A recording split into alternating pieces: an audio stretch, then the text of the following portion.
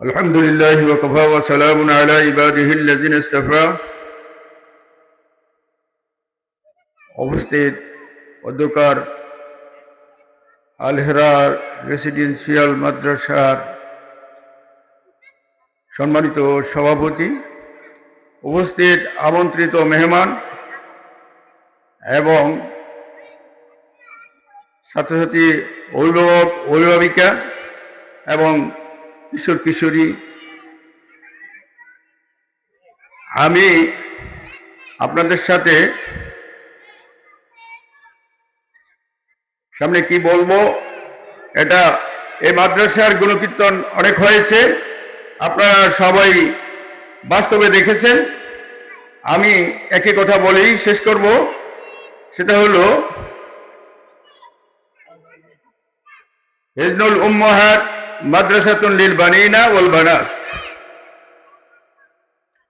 মাতৃকোর শিশুদের পাঠাগার, শিক্ষা প্রতিষ্ঠান। আসলে এই শিশুদেরকে শিক্ষকেরা তাদের আপ্রাণ চেষ্টায় তাদেরকে ভালো করে গড়ে তোলার চেষ্টা করছে, সাথে সাথে অভিভাবক অভিভাবিকা যারা আমরা আছি, আমাদের এর সাথে ওতপ্রোতভাবে জড়িত যদি না হয়, তাইলে এককভাবে শিক্ষকরা আমাদের সন্তানদেরকে পুরোপুরিভাবে তারা মানুষ করার সামর্থ্য রাখে না। কারণ সন্তান, তার অভিভাবক যারা আছে, এরা যদি রীতিমতো তাদের সন্তানদেরকে সঠিক সময় মাদ্রাসায়, শিক্ষা প্রতিষ্ঠানে পাঠানোর জন্য চেষ্টা না করে, তাইলে অনেক সময়ই দেখা যায় যে শিশুরা ঘুমিয়ে থাকে। সকালে যে সময়টা পাঠদানে আসবে, শিক্ষা প্রতিষ্ঠানে আসবে, তাকে যদি সময় মতো জাগিয়ে না দেওয়া হয়, আগে থেকে যদি প্রস্তুতি না হয়, তাইলে সে হয়তো প্রথমে আসে পাঠদান পায় না। আর অনেক সময় এই শিশুদের জন্য যারা অভিভাবক অভিভাবিকা, বিশেষ করে মা বোন যারা আছেন, তাদের পরিশ্রমটা একটু বেশি রাখতে হবে। অনেক সময় আপনাকে সংসারের কাজটাকে একটু পিছিয়ে রেখে আপনার বাচ্চাকে প্রতিষ্ঠানে পাঠানোর জন্য আগে ভাগে আপনাকে কাজটা সেরে নিতে হয়।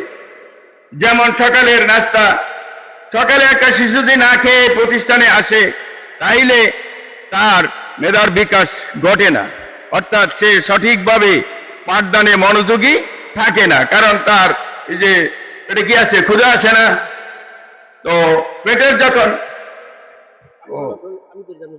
যে আমার হাত আমি না করছি যে, তাইলে আমরা যারা অভিভাবক আছি, আমি যে কথা বলছিলাম যে হিজনুল উম্মাহাত মাদ্রাসাতুন লিল বানিনা ওয়াল বানাত, মায়েরাই হলো, মায়ের কোটটাই হলো শিশুদের কি পাঠাগার, শিক্ষা প্রতিষ্ঠান।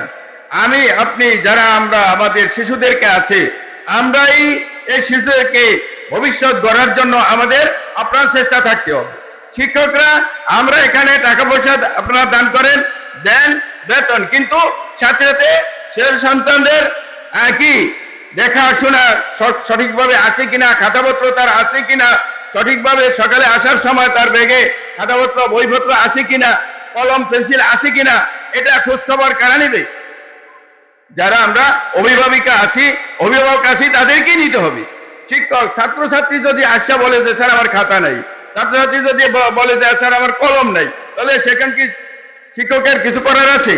সে তো লেখার থেকে বঞ্চিত হবে, সে তো শিক্ষার থেকে বঞ্চিত হবে। অনেক সময় অনেক বইপত্র ছিঁড়ে ফেলে। তাইলে এদিকে দৃষ্টি রাখতে হবে কাদের? শিক্ষকের, অভিভাবক যারা আছে তাদেরকে রাখতে হবে। যদি ভাইরাস একটা বই চিরিয়ে গেল, তাইলে আপনি যদি তার উপরে কঠোর শাসন চালান, হ্যাঁ তুই বই ছিললে কি আরে, তুমি বই ছিলছো কি আরে, মারপিট দেন, তাহলে ওর কি আগ্রহ থাকবে না, আগ্রহ কমিয়ে দেবে, আগ্রহটা কমে যাবে, আপনার পয়সার কিছু লস হবে। ঠিক আছে না? এই পয়সার লসের দিকে চাইয়া ওর মন মানসিকতা আপনি নষ্ট করতে পারবেন না। খাতাপত্র অনেক সময় পোলাপাইনা হারিয়ে ফেলে, কলম অনেক সময় হারিয়ে ফেলে, অনেক কিছু মানে শিক্ষকেরা আবার শিক্ষকেরা মানে কি করে নালিশ করে যে বারে বারে কলম হারিয়ে ফেলে। আসলে তো সব ছেলে আর ভাড়ায় না, কিছু ছেলে মেয়ে আছে একটু ব্যতিক্রম। তো যাদের এই ধরনের কিছু হয় তার উপরে বকাবকি না করিয়া যতটুকু সংযতার মাধ্যমে তার মানে শিক্ষার যেই আপনার আঞ্জামগুলি আছে এগুলি আমরা কি করতে হবে, সঠিকভাবে দিতে হবে। তার উপরে বাড়াবাড়ি করা যাবে না। তার এই যে কোমলমতি মন, এই মনের উপরে কোনো রকমের আঘাত যাতে না হয়। অনেকেই অনেক সময় মনে করে যে আমার ছেলে তো পারে না, লেখা পারে না, তোর দিয়ে কিছু হবে না। এই ছোট ছোট শিশু থেকে অনেক সময় এই কথা কোনো সময় বলবেন না যে তোর দ্বারা লেখাপড়া হবে না। আমাদের সমাজে অনেক শিক্ষক, অনেক অভিভাবক আছে, তুই আর ভর্তি পারবি না, এটা বলিয়েই ওকে কি ধ্বংস করা হয়। আসলে ওকে সাহস দিতে হবে যে না, তুমি আস্তে আস্তে তুমি একজন বড় শিক্ষিত হবে, তুমি একজন রেজিস্ট্রেট হবে, তুমি একজন এমপি হবে, তুমি একজন সমাজের চেয়ারম্যান হবে। এই উৎসাহ তাকে দিতে হবে। আমরা অনেক কিছু অভিভাবক আছে ছেলেদেরকে একটু নাজেহাল করি, কিন্তু আমরা এটা করলে তাদের ভবিষ্যৎকে আমরা কি করে দিলাম, নষ্ট করে দিলাম। সাথে সাথে সে যদি পড়ার টেবিলে না বসে, সে যদি পড়তে না চায়, আপনি একটু আদর্শ দিয়ে কিছু মানে উপহার দিয়ে যে তুই যদি এইবার এই কবিতাটা মুখস্থ করতে পারিস তো 10টা টাকা পুরস্কার দিই, ও করবে কি করবে না। কিন্তু আমাদের এই উদ্দীপনাটা খুব কম, ঠিক আছে।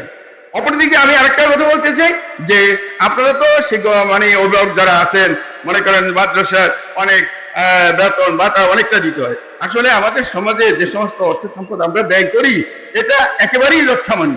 যদিও আমরা যারা গ্রাম অঞ্চলে আছি আমরা মনে করি একটা মোটা অঙ্ক, আসলে লেখাপড়ার জন্য এটা কি একটা মোটা অঙ্ক নয়। অতএব আমরা যেই আয় ইনকাম করি, আমি আরো প্রতিষ্ঠানে অন্য প্রতিষ্ঠানে বলছিলাম যে আমাদের এই দেশে লক্ষ লক্ষ কোটি কোটি টাকা অনেকে আয় করছে, কিন্তু 10 বছর 20 বছর পরে তার সম্পদ সবটা কি হয়ে গেছে, বিলীন হয়ে গেছে। এরকম কিছু আছে না আমাদের সমাজে? কিন্তু আপনি একটা সন্তানকে যদি এই 10 লক্ষ 5 লক্ষ 10,000 20,000 50,000 টাকা কি করলেন, এখানে লস দিলেন, কিন্তু এই লসটা কি আপনার লস হলো না, এটা বেনিফিট হবে। এই যে শিক্ষাটা সে লাভ করলো, এটা কি ওই আপনার অর্জিত লক্ষ লক্ষ কোটি কোটি টাকা যেমন একদিন শেষ হয়ে যায়, ধরে রাখা যায় না, এটা কি শেষ হবে? শিক্ষা কোনোদিনও মানুষের কি লস নাই? শিক্ষায় কোনোদিন মানুষের কি নাই, লস নাই। আমার আপনার শিশুরা যদি শিক্ষিত হইতে পারে, আমি অনেক সময় আমি আমার ছেলে মেয়েদের বেলায় বলছিলাম, আমি চাকরি বাকরি করে আমি 5-10 খানি জমি করতে পারতাম না, আমি এই জন্য আমি 10টা টাকাও কোনোদিন কি করি নাই, অন্য জায়গায় ব্যয় করিনি। আমি আমার সন্তানদের আমি করছি, ওদেরকে যদি মানুষ করতে পারি তাহলে ওদের জমি দেওয়ার প্রয়োজন হবে না। আপনাদের কাছে উদারত আহ্বান, আপনারা টাকা পয়সার দিকে লালায়িত না করে আপনারা আপনাদের সন্তানদেরকে মানুষ করার জন্য টাকা পয়সা ব্যয় করেন, আর ব্যয় করে দেখেন যে এখানে আসলে কি আপনার এই ব্যয়টা লাভবান হচ্ছে, এটা সফল হচ্ছে না বিফলে যাচ্ছে। আপনার আমার দেখার বিষয় হলো যে আমার আপনার সন্তানের পিছনে যে টাকাটা ব্যয় করছি এটা কি কাজে খাটে না বেকার চলে যায়। যদি কাজে খাটে দেখেন তাহলে এখানে আরো ব্যয় করেন, আরো শিক্ষকদের সাথে ভালো আচরণ করেন। শিক্ষকদের সাথে এইভাবে আপনারা যখন সবক অনুষ্ঠানে আসছেন, অন্য সময়ে যদি আপনাদেরকে আহ্বান করা হয় তাহলে আপনারা তাদের আহ্বানে সাড়া দিবেন এবং তাদের সবসময় প্রশংসা করতে থাকবেন। তাইলে আপনার ছেলে, আপনি যদি আপনার শিক্ষক যারা আছে এদের সাথে যদি আপনার গুডউইল থাকে, তাইলে আপনার সন্তানের প্রতিও তার কি থাকবে, একটা ভালো হৃদয় থাকবে কি থাকবে না? অনেক অভিভাবক আছে, অনেক টাকা দিছি কিছুই তো হলো না, এটা বলা ঠিক না। আসলে সবার মেধা কি সমান? সবাই কি এখানে ওই যে ডায়লগ করতে পারছে? সবাই পারে না, সবার মেধা সমান না। অতএব কারণে এই যারা আছে এর ভিতরে যদি মনে করেন 100 সন্তান যদি ভালো হয়, 10 জন সন্তান যদি ভালো হয়, তাইলে এটা আমার দেশের গৌরব। এই সন্তান যদি মানুষ হয় তাইলে আপনার গৌরব, দেশের গৌরব, সমাজের গৌরব। তাহলে আমরা সব সময় গৌরবকে যাতে অর্জন করতে পারি, দেশের সমাজের আমার পরিবারের গৌরব যাতে অর্জন করতে পারি, ধরে রাখতে হবে, এই তৌফিক যেন আল্লাহ রাব্বুল আলামিন আমাদেরকে দান করে। আর এই শিক্ষা প্রতিষ্ঠানের সাথে আমাদের কি থাকবে, একটা সুনজর থাকবে, আমাদের সবার এর প্রতি একটা মনের আন্তরিকতা থাকবে। এই আসলে আরেকটা কথা আমার মনে পড়ে গেল, সেটা হলো আপনারা তো খুব কম সংখ্যক লোক আছেন পুরানো হিস্ট্রি। আমরা যখন ওই টকি মাদ্রাসা ছিল, তো টকি মাদ্রাসার মানে প্রিন্সিপাল ছিল মাওলানা আজিজুল্লাহ সাহেব। উনি এক বাড়িতে মানে ছাত্র নিয়ে গেছি। ছাত্র নিয়ে যাওয়ার পরে তোরা বললো যে আমরা গৃহস্থ মানুষ, তো আমরা তো সবসময় ভালো খাইতে পারি না, আমরা অনেক সময় ডাল ভাত খাই, অনেক মাছ মাংস সবসময় হয় না। তো আজিজুল্লাহ সাহেব বলছিল, আপনি যদি একটু মরিচের বর্তাও ওকে দেন আমার ছাত্রকে, আন্তরিকতার সাথে দিয়ে, মানে আমাদের, আমি সাত কথাটা বলতেছি না যে আমাদের এই প্রতিষ্ঠানের সাথে আমার আপনার সন্তানের সাথে কি থাকতে হইব, আন্তরিকতা থাকতে হবে। আমার টাকা পয়সা দেওয়া বড় কথা নয়, আমার অন্তর থাকতে হইব। অন্তর যদি এর সাথে থাকে, সেই সন্তানের প্রতি, মাদ্রাসার প্রতি, শিক্ষকের প্রতি, তাইলে আমরা কি সাকসেস হতে পারবো, আমরা সফলতার দ্বারে উপনীত হতে পারবো। ওয়া আখিরু দাওয়ানা আনিল হামদুলিল্লাহি রাব্বিল আলামিন।